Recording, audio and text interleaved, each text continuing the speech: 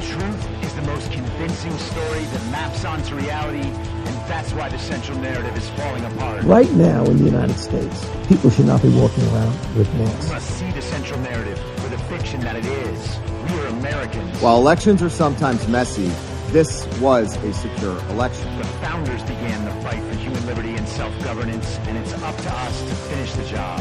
I'll tell you what, we are in a truth emergency right now. This is the end game.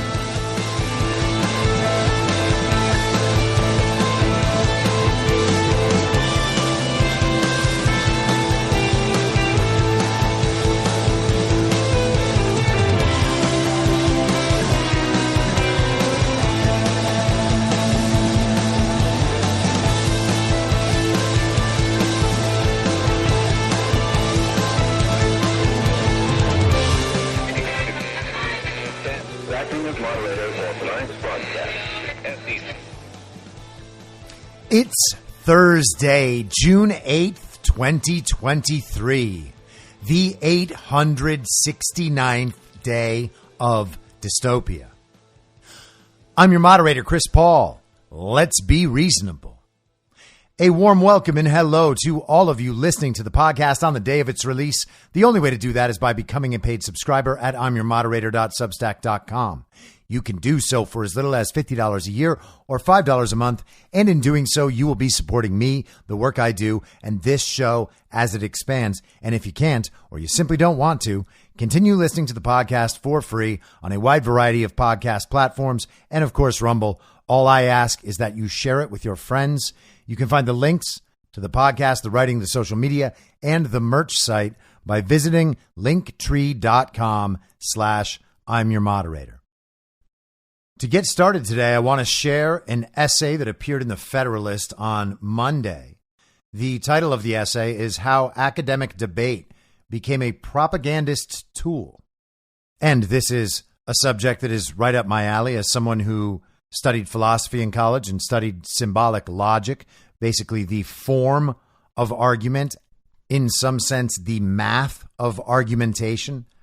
And as someone who is continually shocked and astounded by how little actual debate there is in our debates and how totally separated from the rules of formal logic and even just the common notion of what it is to reason we have gotten. This essay kind of presents the whole problem. The author here is August Mayrat.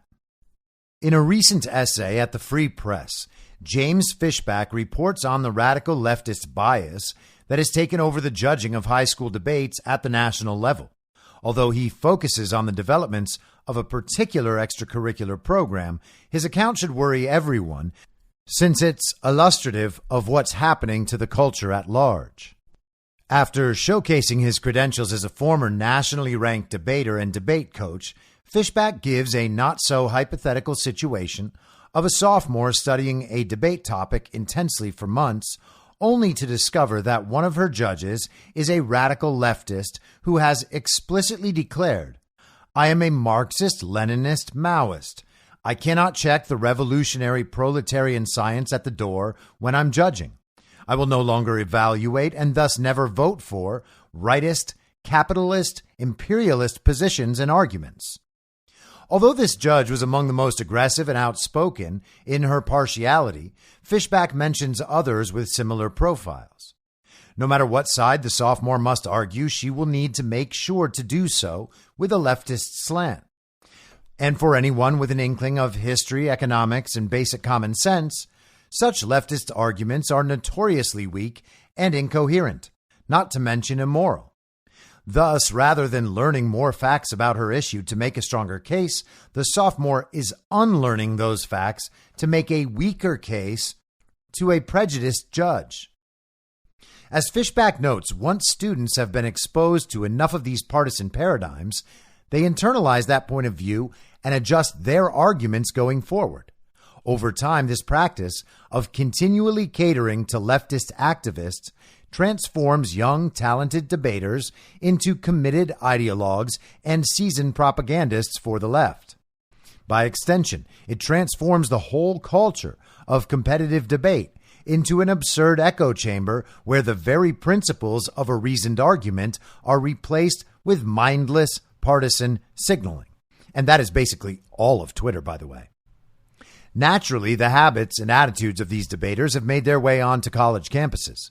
As with high school debate, more and more colleges have become the inverse of what they were originally designed to be. What were once centers of academic scholarship, ideological tolerance, and intellectual discipline have degenerated into cesspools of partisanship, anti-intellectualism, and groupthink. This was on full display a couple of weeks ago when Scott Atlas, a public health expert who happened to be right about everything on COVID, was heckled by graduating students at the New College of Florida. And right about everything on COVID? Really? Not quite everything, but we can leave that aside. All that said, in the interest of following the rules of an honest and proper debate, it's worth considering whether Fishback's report is actually representative of what's happening in national high school debating circuits. Therefore, I asked Josh Herring, a fellow teacher and writer who happens to coach debate and even hosted a podcast about it, to relate his experience. In my conversation with him, as well as in an article he wrote for The Federalist a few years ago, Herring attests to the leftist bias of judges and partisan pandering. According to Herring, the elite debate teams that usually win national competitions have all mastered the art of invoking critical theory and, quote, applying a critique to the debate's resolution. In layman's terms, this strategy involves shifting the debate from a specific topic to a general issue, usually pertaining to social justice. Herring gave me the example of a debate over Turkey joining the European Union. Here's the example. While debaters on one side research the topics and come up with economic and political reasons why Turkey should join the EU, debaters on the other side simply argue that the EU is a racist free market system that should be dismantled altogether.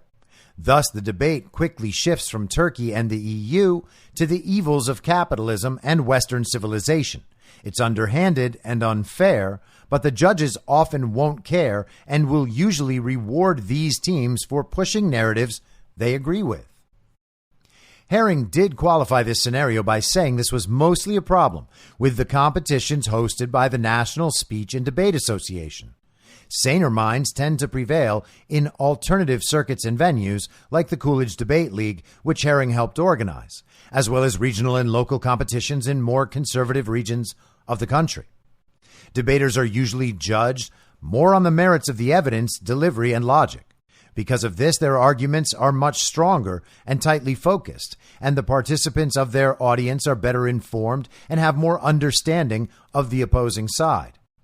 Throughout America's history, the tradition of debate has been a centerpiece of free speech and democracy. Every major decision that has contributed to the progress and well-being of the nation, from declaring independence from England to ensuring basic civil rights for all citizens, has been the result of vigorous argumentation between multiple sides deploying an array of evidence, deductions, and rhetorical techniques. And while the better argument didn't always win right away, for example, the abolition of slavery, it would eventually happen when Americans finally arrived at the truth of the matter. Sadly, the idea of debating ideas on their objective merits has increasingly fallen by the wayside. Not only can this be seen in the left's collective opposition to open debate in the public square, but this is also happening in the world of formal debate itself. As it stands, the blatant partisanship and sophistry that Fishback and Herring talk about have already corrupted academic culture and public discourse, and it's only growing worse. On important issues that concern everyone, Pope Benedict's dictatorship of relativism has arrived in full force, with censorship, propaganda, and brazen intimidation pushing out what is true, good, and beautiful.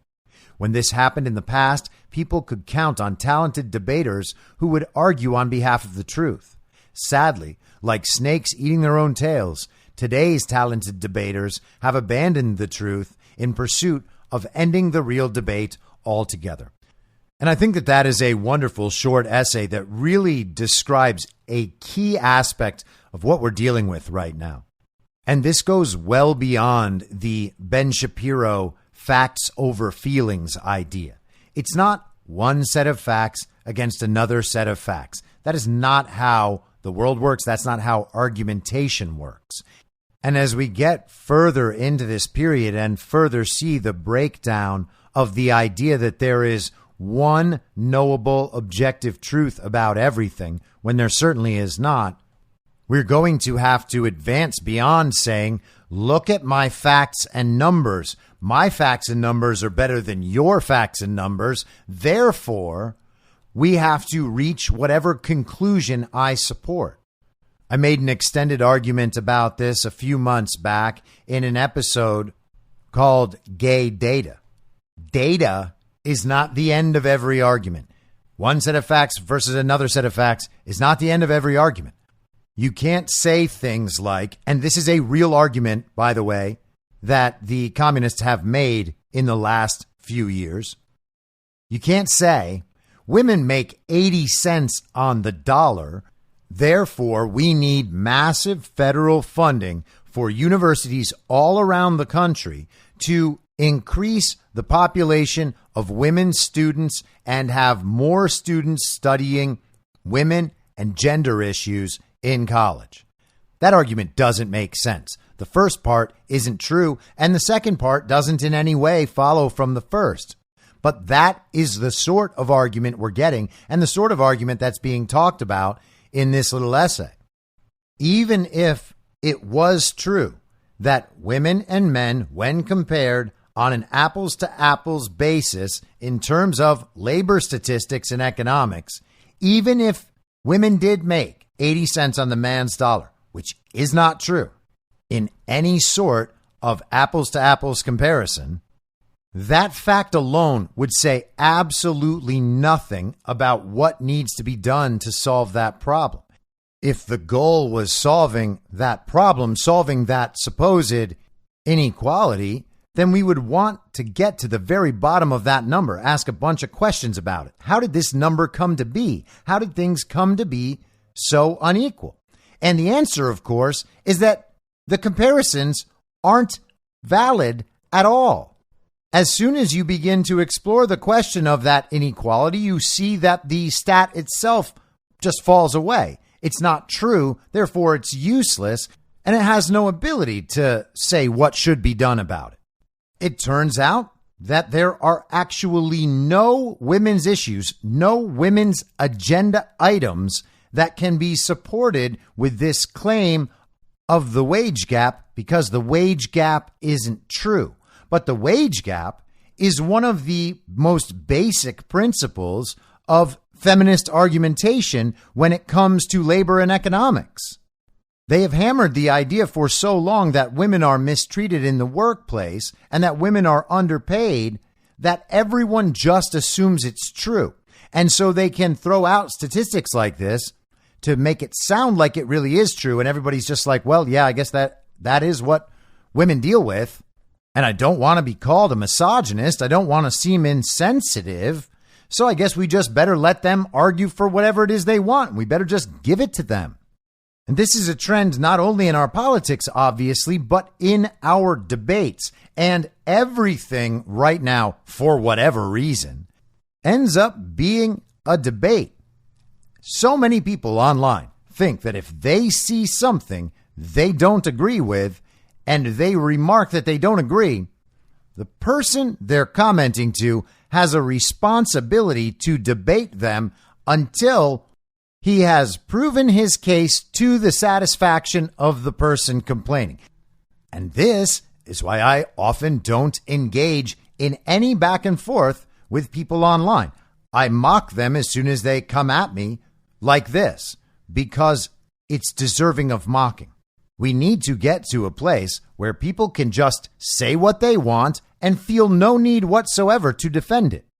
No one actually has that responsibility unless they are in some formal setting, or if they care about the opinion of the person talking to them, or if they have some professional basis for it or something. I'm not saying I'm not prepared to argue my points of view, but I'm not going to spend my time arguing them with everyone who wants to say I'm wrong. I express something I think, someone else can express something they think, and people can say that we're right or that we're wrong, and that doesn't matter at all. We've basically entered this societal idea, this mindset, where everyone is forced to debate if they want to be part of the public conversation. If they want to say things in public, they are then responsible for answering everyone's questions and complaints, no matter how they're formed, no matter how smart they are or how dumb they are. You just have to sit there and argue with everyone forever until everyone is satisfied. That is absolutely nuts. The best possible situation is everyone feeling free to say their opinion, and if their opinion is dumb and they're not prepared to argue for it and they can't bring any justification to have anyone else believe them, then they'll ultimately be ignored. No one actually has to do anything. That's what happens in the world to bad ideas. That happens naturally. Now, the problem is that we don't have that natural state of things anymore. We have been shifted because of the same phenomenon discussed in that essay into this situation where not only do we have to debate about everything, and we have to debate about who has the best set of facts and numbers, we have to debate people who do not care about any part of normal debate. They are just trying to figure out how to call you racist or sexist or homophobic or Islamophobic or a science denier or a vaccine denier or a climate denier or a QAnon or whatever it is. And why is this?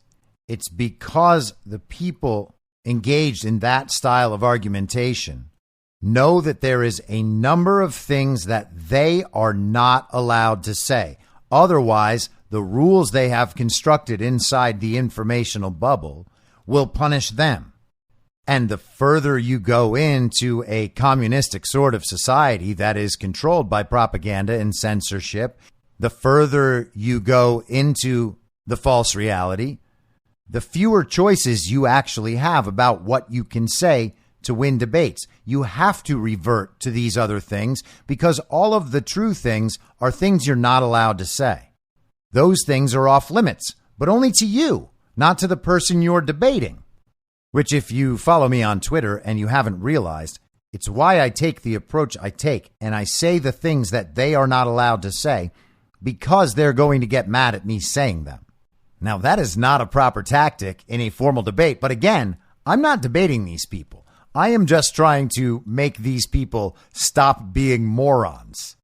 My goal is to let them know I'm not playing by their rules. I don't exist inside their informational bubble. They can get mad at me that I'm saying the things they're not allowed to say, but they're not going to make me stop saying those things. So if we're going to have a debate, I'm going to be using all of the stuff outside of your little informational propaganda censorship bubble, where all the truth is. Everywhere outside of that is where the most important truth is. I'm going to use all that stuff. You go ahead and stay in your bubble. We are going to have a very short debate. Now, this bubble doesn't only exist for the uniparty left and their crazies in the high schools and the universities, as was mentioned in the essay. It exists on the uniparty right, too. For instance, they have decided that the most important issue in all of society is the woke stuff and the trans stuff. And I agree that that does get down to something very basic about humanity that is being intentionally gotten wrong by very evil people, and that they are using that to exploit and abuse children, and all of that is terrible. Okay? I agree 100% about that. It just doesn't happen to be the only issue to focus on, nor the most important issue. Nor is that issue best fixed by going around school by school around the country and trying to remove this or that policy or put a new policy in place and get the school board to vote on it, even though those school boards are not legitimately elected. There are deeper, more basic, more fundamental issues that must be taken care of. And when those issues are taken care of, the other stuff will be much easier to take care of. But you can't say that because that's what they want to talk about. That keeps the conversation inside the informational bubble. It keeps the conversation within the bounds of their construct. Similarly, you're not allowed to talk about widespread and overwhelming evidence of election fraud and the fact that everybody knows our elections are stolen. It's not a fringe minority position. It is the majority position in this country. But the uniparty left and the uniparty right agree that it can't be talked about because they can't argue on that basis. Why? Because they were told they would get in trouble for talking about that stuff. They agreed not to talk about it.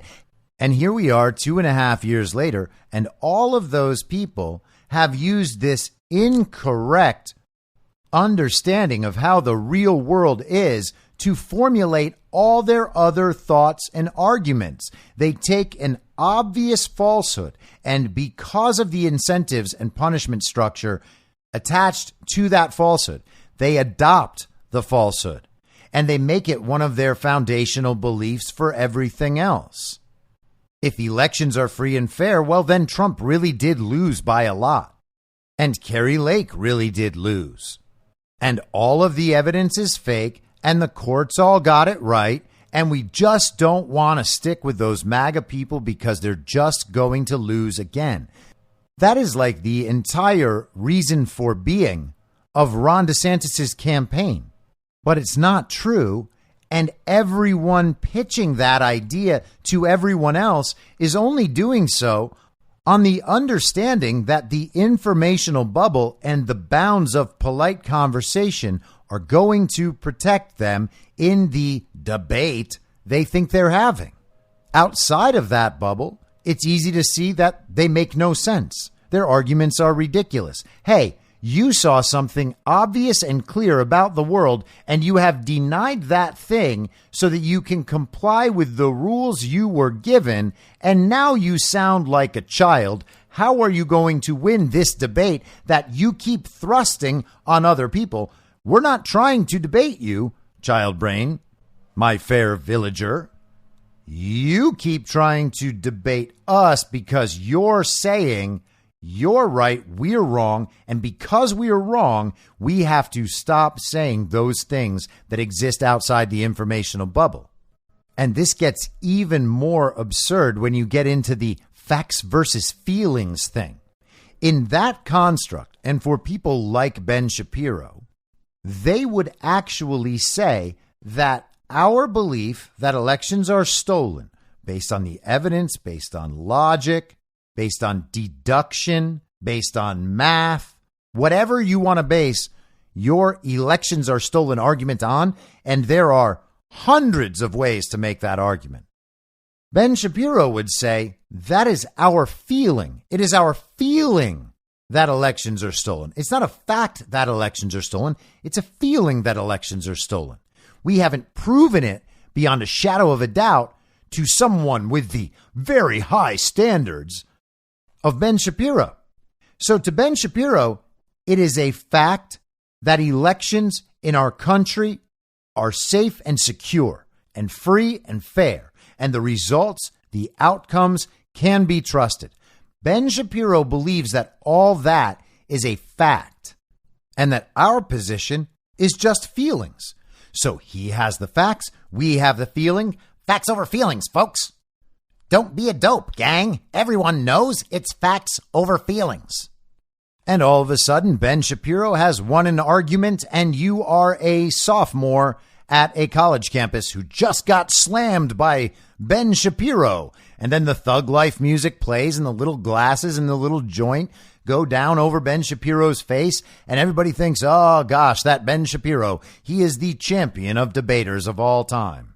Now, what would it be like to debate Ben Shapiro on election fraud? Would he say that it is a feeling to someone's face? Would he say, you just believe that? That's your emotions talking. That's not the facts. The fact is that elections are safe and secure, free and fair, the whole thing. I don't know what he would say about that. I don't know if Ben Shapiro would have the courage to say to somebody's face, yeah, you're just making all that up about election fraud. I mean, if it's not just facts versus feelings, then it's got to be a little more complex. What would it be like if the situation was turned around? If I was like, hey, Ben, do you think that Joe Biden received 81 million real lawful American votes? Does he say yes in that situation? How can he say yes in that situation? Does he say no? Does he say, yeah, there was probably some fraud, but not enough to overturn the election, and then rely on appeals to authority like the courts never decided, or Bill Barr says, or Chris Krebs says? Those are all appeals to authority. That means somebody else made the decision, and I agree with their decision. I accept their decision. I doubt he would do that, not as the champion debater who is able to slam 6 or 7 college gender studies sophomores in a single bound, not a debater of that quality. So what does he do? Does he say, yeah, I believe there was fraud, but the process played out and it just failed, so now I call Trump a loser? Does he say that? Because that's not the sort of thing a champion debater who can slam 19 or 20 college art history majors at once. How does he get out of that? And the truth is that nobody knows because they never talk about it. And why do they never talk about it? Why do they never debate these subjects? And it's because all the truth of these subjects exists outside of the bounds of that informational bubble. So what do you have left in a debate when all of the true stuff outside the informational bubble is inaccessible to you? It's totally unusable for the debate. What then are you supposed to do? And the truth is you really don't have a choice. If you want to win, then you have to use tactics that aren't part of actual debate. You have to use the system in the formal judging of debates in a formalized debate setting by playing to the judges. You have to understand that the system is rigged and hope that you can win within that rigged system, except you never will be able to when you're facing up against someone whose side rigged the system for situations just like that. Now, you see, here's the hard part, because people don't want to look like they're losing debates. Not in that setting, certainly, because that's an actual competition, but also not in public. People think that losing a debate in public is embarrassing. Or more accurately, I should say, people think that seeming to have lost a debate in public is embarrassing. What's key is the perception of others in this equation. When all those crazy commie tactics are applied, people can immediately feel themselves being attacked on these fundamental moral grounds. You're a racist, you're a sexist, you're a vax denier, you're a climate denier. And people understand that in the public eye, those are powerful claims, or at least they are to a certain kind of observer, though those people are fading away every day. The point is that you will immediately feel attacked, you'll feel embarrassed, you'll worry what the other people are thinking. Do all these people think I'm now a racist, sexist, Islamophobic, vax and science denier? Gosh, that's terrible. How am I going to keep working at my job? How am I going to be allowed to say things online? How am I going to be able to earn a living and have access to my money if everyone out there thinks I'm a racist, sexist, Islamophobic, vax denier? And whatever happens at that moment, a little switch is flipped and people are like, oh man, I'm too scared to have this debate on normal debating terms. I guess we're just playing his game now.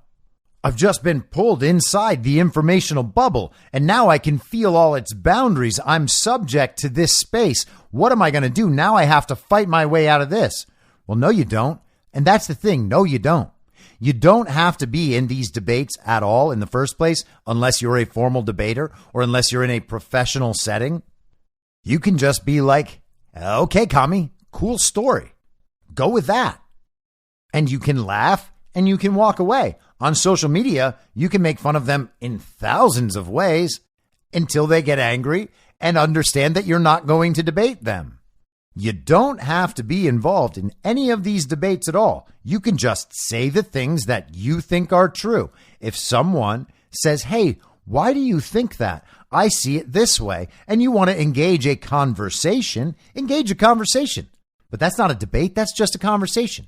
Hey, I have some things that I think. Would you like to know about them? You have some things that you think. I would like to know about those too. Let's have a conversation and we'll exchange some things we think, and maybe you'll teach me something and I'll teach you something. Or maybe you will help me refine one of my ideas as you ask questions. All of that is absolutely lovely, but that's not a debate, and you don't have to be in a debate. You don't have to accept a debate. But if you're gonna play that game, then you have to at least stand up for the terms of proper debate. You get to use all the facts, and you have to use real logic and real reason and real argumentation. Because otherwise, it's just a show for the other people watching. And again, that's fine too. Just know what you're dealing with. If you're going to put on a show for the people watching, then make sure you hammer your parts as hard as possible in the most entertaining way you can imagine. And there's a good chance that people will be entertained. Go ahead and try it at a barbecue this summer. You might find out you're not very good at it. And in that case, maybe that's not your tactic. But again, you don't have to put on a show for the people watching. The point is to know whether or not you're in a debate. And if you are, and you want to be, then you have to force people to obey the laws of debating. And here's a perfect example from history. I was listening to this last night. I am a fan of this Rumble account and probably a YouTube account, and people probably know this account far better than I do. But it's called Mr. Truth Bomb. And there are a bunch of historical documentaries with clips talking about all of this history that we weren't taught. And I was watching an episode last night on Joseph McCarthy, the much maligned Wisconsin senator who was basically trying to rid the U.S. government of all its communists and communist influences. And that is why he's been attacked for so long. McCarthyism. We're all kind of familiar with that. People having like a targets list, an enemy list, and then pursuing them through any means necessary, using the power of the state against them, blah, blah, blah. All the things that Joseph McCarthy has been accused of.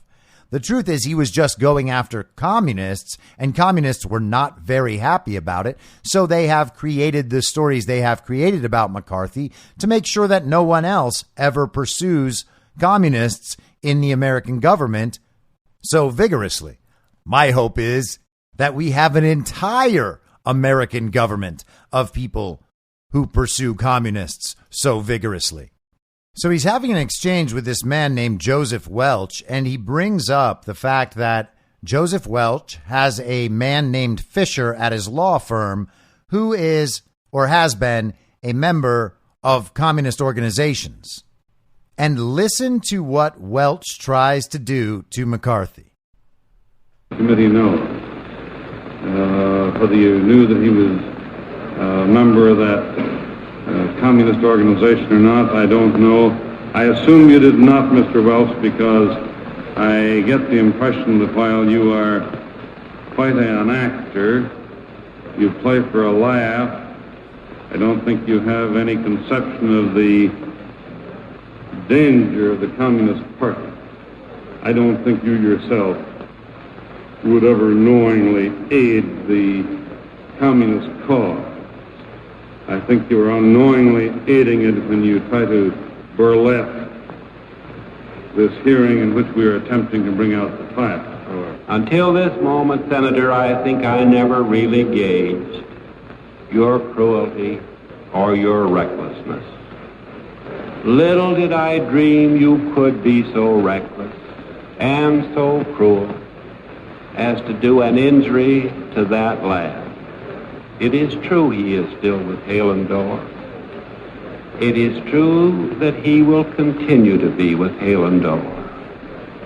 It is, I regret to say, equally true that I fear he shall always bear a scar needlessly inflicted by you.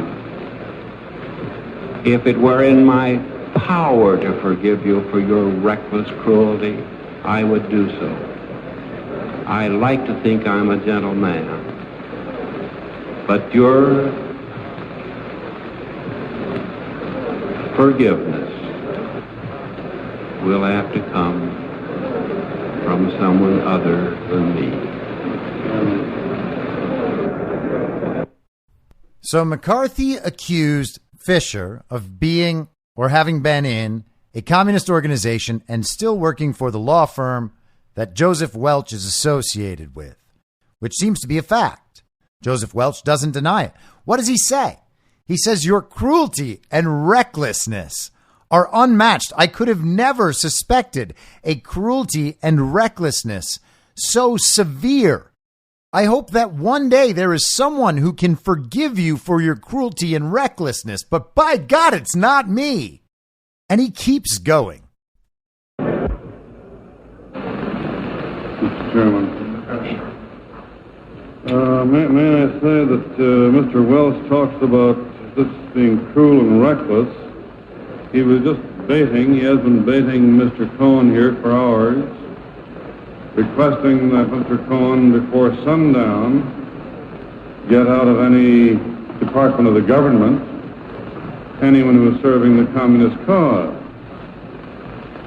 Now, I just give this man's record, and I want to say, Mr. Welch, that it has been labeled long before he became a member, as early as 1944. Senator, may we not drop this? We know he belongs to the Lawyers Guild. And Mr. Cohen nods his head at me. I did you, I think, no personal injury, Mr. Cohen. No, sir. I meant to do you no personal injury. And if I did, I beg your pardon. Let us not assassinate this lad further, Senator. You've done enough. Have you no sense of decency, sir? At long last, have you left no sense of decency? I know this hurts you, Mr. Welch. I'll say it May I hurts. say, Mr. Chairman, as a point of personal privilege, I'd like to finish this. Senator, I think it hurts you too, sir. I'd like to finish this. And Mr. Welch, if I have said anything here which is untrue, then tell me. I have heard you and everyone else talk so much about laying the truth upon the table that when I heard it was completely phony, Mr. Welch, I've listened to you now for a long time, to saying now before sundown you must get these people out of government. So that I just want to have it very clear that you were not so serious about that when you tried to recommend this man for this committee. Mr. McCarthy, I will not discuss this further with you. You have sat within 6 feet of me and could have asked me about Fred Fisher. You have seen fit to bring it out, and if there is a God in heaven, it will do neither you nor your cause any good. I will not discuss it further. You gotta love the communist at the end, suggesting that if there was a God, he certainly would not be on your side. Joseph McCarthy, have you no decency, sir? It's like an old movie. But the thing is, Welch did not dispute the claims about the lawyer. He got mad that it was brought up in public rather than in private. He tried to attack McCarthy's character and lay upon him this eternal condemnation. You will never recover from this moral wrong you have done today, sir. Your cruelty and recklessness being thrust upon me. How could you say something about this young communist lawyer? I mean, young lawyer who is a communist, but don't call him a communist, please. It's cruel and reckless to call communists communists, even if they call themselves communists. And that is a lesson that has actually been passed down now through the decades. That was 1954. And actually, it was June 9th, 1954. So happy 69th anniversary tomorrow, I guess. But right there, we have the roots of that argument that you're not allowed to call communists communists. And I certainly got in plenty of trouble for this in 2020 and since, because I've been calling them communists right to their face for that entire time, because that's what you're supposed to do, by the way. If people representing systems of power, especially communists representing systems of power, tell you that you're not allowed to do something that you definitely are by law and by standards of morality allowed to do, you basically have to do that thing. It's your duty. At least that's how I live. If you're telling me that we can't call people communists, I'm going to assume that whoever made up that rule was trying to protect communists. And of course, that rule came from this, where they are trying to protect communists. We hear it all the time. Red baiting, red scare. You're just calling us and our evil utopian ideas communist so that people won't listen to us. Well, no, commie. I mean, that is a helpful result of letting people know that you're communists. But I am calling you communists because you are pushing communism. And communism is evil. And I'm sick of living in a society that can't call out evil when and where it exists. Because once we lose the ability to do that, then we really don't have the ability to enforce any sort of morality whatsoever. And I mean culturally enforce, not using the power of the state. If we can't say that certain things are evil, then all we're left with is moral relativism. And at bottom, that just means that anyone can decide to do anything they want as long as they supply some sort of justification about how they're allowed to do it and they think it's good and it doesn't hurt anyone else. Therefore, it's just fine and no one can stop it. And they make those arguments about everything. I mean, think about the slave trade on the southern border right now. That is a human trafficking operation, a drug trafficking operation, a sex trafficking operation. It's run by vicious cartels who will murder and rape and kidnap and assault and everything else. It brings drugs into America that destroy our communities and our families and people's lives. Something like 50 to maybe even 75% of the women who make that journey are raped and sexually assaulted before they get to the border.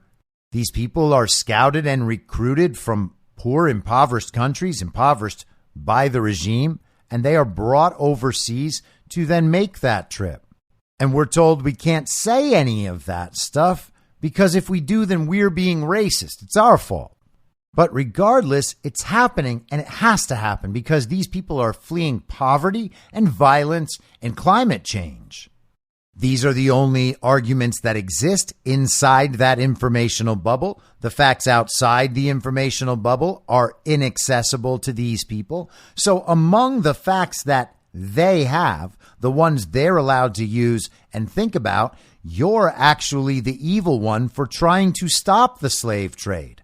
What they're doing is not only morally acceptable, it's morally necessary as a good person to help facilitate that slave trade because those people are going to come here one way or another. So we might as well do everything we can to give them a comfy ride. And when all those awful things happen in the process, well, that's just a fact of life because these people needed to escape.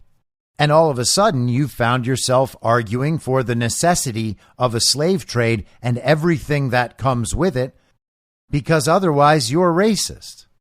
And in a morally relativistic world, you can't really argue that that is actually morally wrong. You basically just have to present a bunch of facts and a bunch of statistics and a bunch of data and say, well, you know, I think that my point of view is better than your point of view. My facts and numbers, that's the right set of facts and numbers. And now you have to accept that I have won this debate. But they're not going to do that. And that's a problem with living in a morally relativistic society that thinks everything is decided by facts. You basically remove morality from a debate altogether. You can't argue about whether or not something is right or wrong. Things just are. There are numbers, there are data, there's science, there's facts. Things just are. There's no right and wrong, so you can't argue about that. And it turns out you can't argue about a bunch of the facts because the facts are outside the bubble. And facts outside the bubble just aren't allowed in the debate. The only thing inside the bubble is propaganda and censored information. That's all that's allowed in the debate. So all we can debate now is propaganda and censored information. And we have to compare our propaganda and censored information to someone else's propaganda and censored information. And whichever set of propaganda and censored information most aligns with the people viewing the debate, well, that's the side that wins. That is where we are now. And that's why everything is so dumb. We have reached the point now where debate itself consists in an argument from authority using only the facts about the world derived from the authoritative source, everything that is inside the central narrative, part of the official story. That's what we're allowed to use. All of it, an argument from authority. All of it says this is the true thing because this is what the people in power have agreed is true. The debate itself is a logical fallacy, and winning the debate is similarly illogical. It's just an appeal to authority. You're making an argument from authority in an appeal to authority, and you hope to end up on the right side. That is where we are now.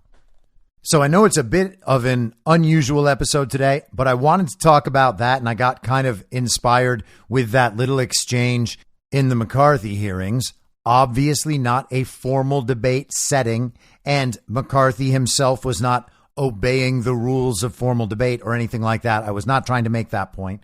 It was just interesting to see how the communists responded to him and tried to make him out to be evil and vicious, reckless and cruel without refuting any of his points, without denying any of his facts, and how that was not only exemplary of what we deal with now, but was literally one of the seminal incidents that has done so much work to make the public conversation as it is now.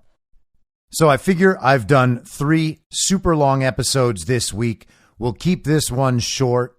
Just a heads up, I am going to be joining CanCon on the Friday morning edition of Badlands Daily, starting tomorrow and extending out into the future. So you can find that on the Badlands Media channel, on Rumble, perhaps even on YouTube. And we will be discussing all the news of today that you didn't happen to get in this podcast episode right now. And I will be back tomorrow at the same reasonable time on the same reasonable podcast network. I don't have a network. Masks and lockdowns don't work. They lied to you about a pandemic. And Joe Biden will never be president. In my mind, that's the end game.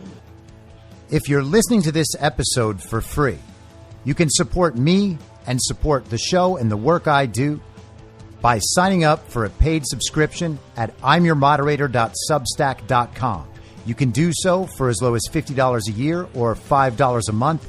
Comes out to under $0.25 per episode, and you'll blast right through the paywall for all of the writing.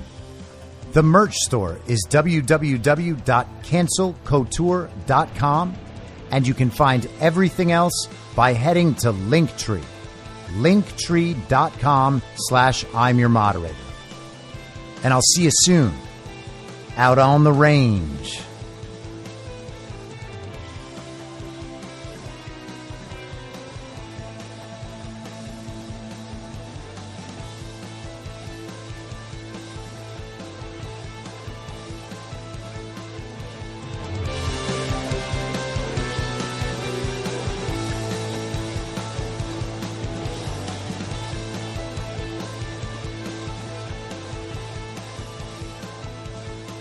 It's happening!